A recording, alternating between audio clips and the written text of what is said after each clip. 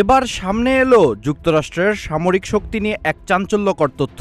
মুখে নিজেদের সামরিক সক্ষমতা নিয়ে বড়াই করলেও ইরানের একের পর এক কঠোর জবাবে বিশ্বমোড়লরা হয়ে পড়েছে দুর্বল। যুদ্ধের প্রভাব যে সরাসরি তাদের সামরিক ভাণ্ডারে পড়ছে, নতুন হিসাব সেই ইঙ্গিতই দিচ্ছে। ইরান যুদ্ধের কারণে যুক্তরাষ্ট্রের ক্ষেপণাস্ত্র প্রতিরক্ষা মজুত অনেক কমে গেছে, এমন তথ্য দিয়েছে আন্তর্জাতিক সংবাদ মাধ্যম ফক্স নিউজ।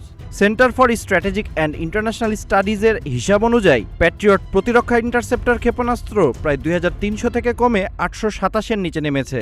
থার্ড প্রতিরক্ষা ইন্টারসেপ্টর ক্ষেপণাস্ত্রের সংখ্যা 452 থেকে কমে 278-এর নিচে এসেছে। এই ঘাটতি পূরণ করতে প্যাট্রিয়ট, টমাহক ও থার্ড সহ গুরুত্বপূর্ণ অস্ত্র ব্যবস্থা আবার কেনার জন্য জরুরি তহবিল চেয়েছে পেন্টাগন।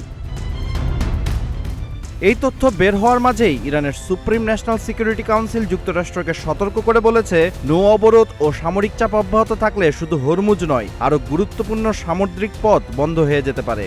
এর প্রভাব পড়বে বিশ্ব অর্থনীতি, জ্বালানি বাজার এবং মার্কিন ভোটারদের ওপরও।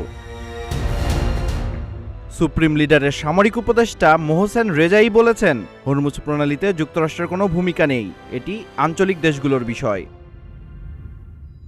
এদিকে ইরানের ইসলামিক রেভলিউশনারি গার্ড কর্পস দাবি করেছে, হরমুজ প্রণালী অতিক্রমের চেষ্টা করা দুটি তেল ট্যাঙ্কারে তারা আঘাত এনে থামিয়ে দিয়েছে। একই সঙ্গে সতর্কবার্তা দেওয়ার পর আরও 4টি ট্যাঙ্কার ফিরে গেছে বলেও জানিয়েছে আইআরজিসি। এই ঘটনাকে কেন্দ্র করে ইরান যুক্তরাষ্ট্র উত্তেজনা নতুন মাত্রা পেয়েছে।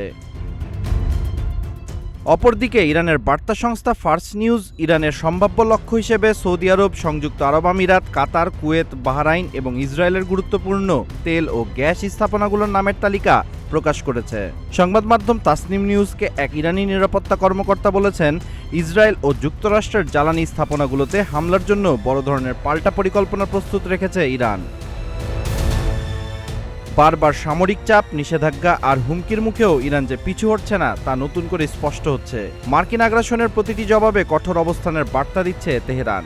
এমন অবস্থায় প্রশ্ন উঠছে, দীর্ঘ চাপ প্রয়োগের কৌশল এবার উল্টো ওয়াশিংটনের জন্যই বোঝা হয়ে দাঁড়াচ্ছে।